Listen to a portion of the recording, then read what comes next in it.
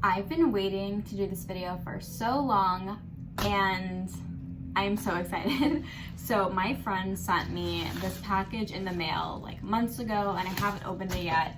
And basically what we decided to do was that she was gonna send me a book in the mail and she didn't tell me what it was, she didn't give me any hints, and I was gonna read it. All I know about this book is that she has previously read it in the past, and that's basically it. I have no idea what I'm going to be reading in this upcoming reading vlog. What I do know is that she really likes memoirs, she likes contemporary fiction, and she also likes like children's nostalgia books, like books that you used to read when you were little. But for this book, I have absolutely no idea what it is, so I'm gonna find that out right now. And basically the plan for this reading vlog is for me to react to this book and for me to read it and give my opinion. And I'm really excited and really thankful that my friend sent me this book. I am really excited to open it. What I'm really worried about is if I've read it before, because she doesn't really know what I've read in the past, and I've read a lot, as you can tell by my channel. So I'm just really nervous that I've read it, but if I have read it, I'm just going to reread it and it's not going to be a big deal. But I guess let's get into the package. Okay, so here we go. I'm like kind of nervous. This has been sitting on the floor of my room for literally weeks, but I think we just have to do it. I'm so nervous. And it's wrapped. Okay, let's see. It was so nice. It was so nice looking. I'm like trying to figure this out.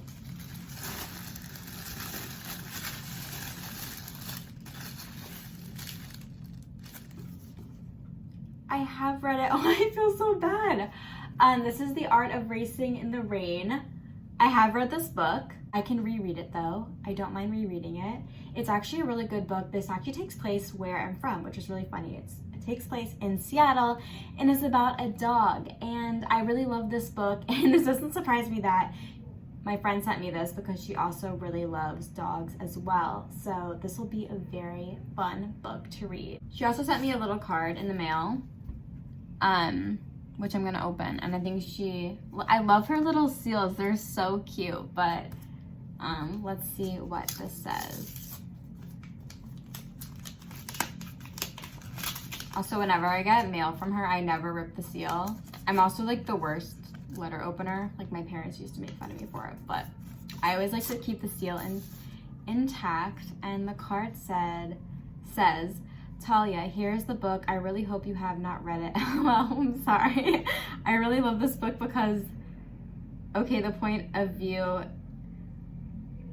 is told, because of the point of view it is told in. If I can even read, when I would stop reading, I would let my brain wander about the point of view. It's a lighter book in terms of plot, but what sticks out so much to me is the point of view. Hope you enjoy. That was so sweet.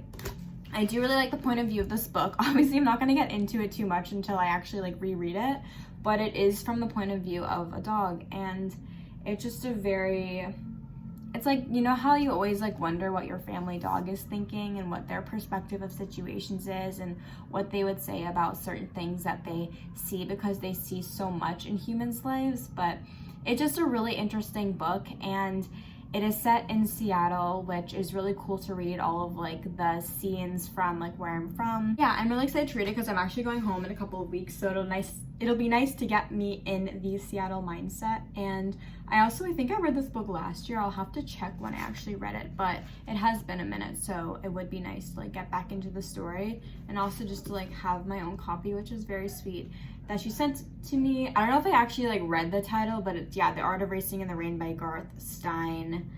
I'll get more into it in a little bit, but first I wanted to share with you that today I am sitting at my new desk that I have in my room. And if you saw my last video, you'll know what I'm talking about. I made a whole video on me assembling my desk and chair, but I have some new updates, so I wanted to show you my new updates with my whole desk situation.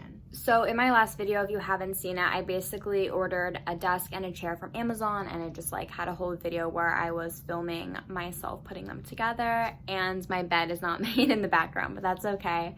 And anyway, I'm really short, so I was thinking about getting a little ottoman under my desk to put my feet on because my feet don't reach the floor when I'm sitting back in my chair. And I ended up getting it after I like put together that whole video and everything. So I thought that I might as well just show you what the little ottoman looks like. It's so cute and it fits perfectly in under my desk. So let me show you right now. So this is the little ottoman that I put my feet on. And it's really nice because when I have my feet on it, my knees don't hit the top of the desk, which honestly was hard to find an ottoman that was short enough. I feel like a lot of the things that I was looking for were like stools, so they were a little bit taller, but this guy is pretty short, and I don't know if it's perfectly for people that are short. You'll understand the struggle of what it's like. But yeah, I just wanted to show you that, and if you're curious about any of the items that I have, which you'll see them in a second, or maybe you don't care at all, you can just go to that video and I have everything linked down in the description. So I mainly got my desk so I could have like a work at home place in my apartment. But what I didn't realize at the time when I got it is that this is actually a really amazing reading desk. So I don't know about you, but I really struggle reading in bed. I always, like, my back hurts because I'm kind of hunched over and I'm never like sitting up straight. And I also just get really tired because bed is just not a place to be productive, and reading is such a not a tiring activity, but just because it's so like you're just sitting and I don't know, I just get really tired when I read. So reading at my desk has been game changing. I'm able to be more alert when I read. I'm able to read for longer periods of time. So it's just been really, really nice. I was actually looking up tips on how to read longer or how to retain more information when you read, or not retain more information, but just be more of an active reader and not like drift off. And they said that always being like slightly uncomfortable helps you like focus more, because if you're all like cozy and comfy in bed, you tend to kind of drift off and fall asleep. But I just find that reading at my desk has just really helped me with that. I'd love to hear if you have any tips or tricks or where you like to read. But this has definitely been awesome. And so it's kind of dual purposes of a work from home desk and also a reading desk. So this is the plan for the rest of the day. So what I'm gonna do right now is I'm just going to make a cup of tea and read The Art of Racing in the Rain, which I'm excited to get back into. And then it is Thursday today. So it is, well, I was gonna say it's Bachelorette night. Usually Bachelorette's on Tuesday. It's on Thursday this week. So I'm gonna go pick up some Chinese food and go watch The Bachelorette with one of my friends, and it'll just be a really fun evening. And then tomorrow I am going to obviously get back to reading, and I guess I'll just update you along the way and let you know how I like my reread of The Art of Racing in the Rain.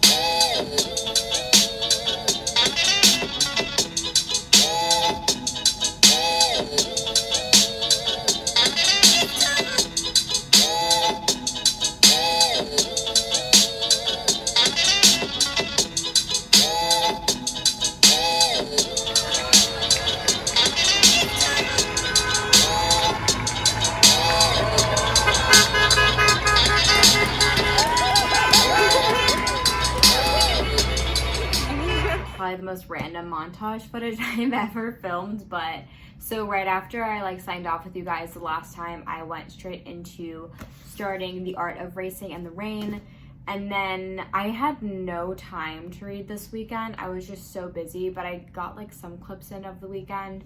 I also went to Central Park and I forgot to film, but we all know what trees look like. So I wanted to give you guys an actual reading update on The Art of Racing in the Rain, which it's Monday today and I just finished it like just now. And I know I like didn't take you really through the process of me actually reading it, but I kind of wanted to give you like my first reaction of it and then just kind of wrap up my final thoughts of this book, which I obviously enjoyed because I already knew that I really, really liked this book. I don't want to get too much into the plot just because I feel like this book is not that long and it's really not that dense, and it's more of a story that you just take time to read and really like, get to know on your own. But it's basically, as I said, told in the perspective of of a dog named Enzo, and he basically just talks about his whole life experience from when he's a puppy and then as he goes through his life. And he also, his master's name is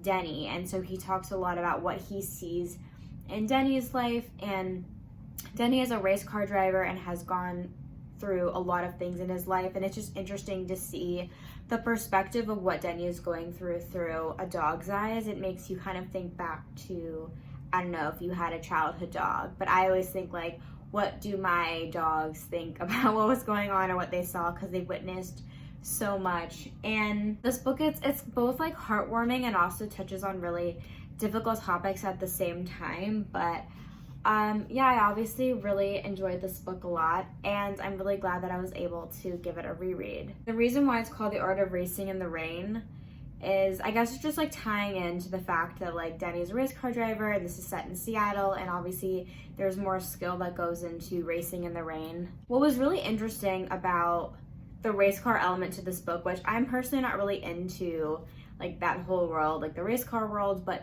I really feel like the author kind of talked a lot about spirituality through race car driving, which I know sounds really weird. I feel like if you were just reading this book black and white, you probably wouldn't catch it, but if you were reading in between the lines, you'd really see that a lot of the references, he basically used race car driving as a way for him to show like spiritual concepts, but in a more tangible form.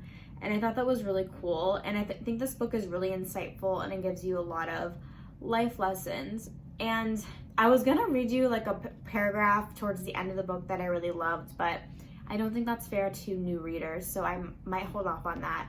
Also, the ending of this book, I forgot how good it was, and so heartwarming and so touching, and I just loved it. And it was just like a really good reminder, because like I knew how it ended, but I kind of forgot like how it came together, but I really loved it. Also, just like a weird fact, but I should find the quote, but at the beginning of the book, the author like explains what the dog, or what Enzo looks like, and this is not the dog that he explains. Like, this to me looks more like golden retriever, and apparently like Enzo was more like black and brown, but I just thought that was interesting how on the cover they made the dog look different. But this possibly is a movie tie-in edition, maybe not, but I think the dog in the movie was like, looks like a golden retriever, but he was a lap mix for anyone that really cares. But because I've already read this book before, I've already had previous opinions on it, and back in the day, I used to keep all of my like thoughts on books in my book journal. So this is like my Moleskine book journal. And then once I got Goodreads this year, I kind of just transitioned online just because it was easier, because it was on my phone and everything. But I looked up when I actually read this book, and it was October 2018. And I have my entry in my book journal, and I kind of just like want to see my thoughts on it when I read it 2 years ago, and then how does that compare to my thoughts now. So let me find it. Okay, so here it is. So I gave this book a 5 out of 5 stars. And so there's a couple different sections in this like entry, but for my favorite quote, I have, "The race is long. It is better to drive within oneself and finish the race behind the others than it is to drive too hard and crash." So that's an example of how he uses like race car driving as a way to like give you a beautiful life lesson. And he has so many quotes in the book like that, which I really loved. And then here's like my actual opinion. I said, "I love this book, so philosophical and beautiful. Inspired me to never give up on my dreams and to manifest what I know I deserve. Reminded me of my dear Quincy." Yeah, that's what I wrote, which is basically everything I've already said in this video. But yeah, and I also really like, I don't know if anyone actually cares about like the whole like spirituality kind of thing, but he also like really drives in the point of like what you see is what you believe, and sometimes like how you perceive your life can be really distorted, and you always have to like, you know, get your mindset in the right place and really just like hold your vision on like what you want out of your life. And that's kind of like the moral and the message of the story. But obviously I would recommend it to anyone who has not already read this book, and this was a great recommendation from my friend, and I'm very thankful that she sent me this book. So thank you. I really appreciate it, and I honestly enjoyed rereading it again. That will probably be all for this reading vlog. Thank you so much for getting all the way to the end of this video. I really appreciate it. Don't forget to like this video and subscribe to my channel if you haven't already, and I will see you guys in my next one.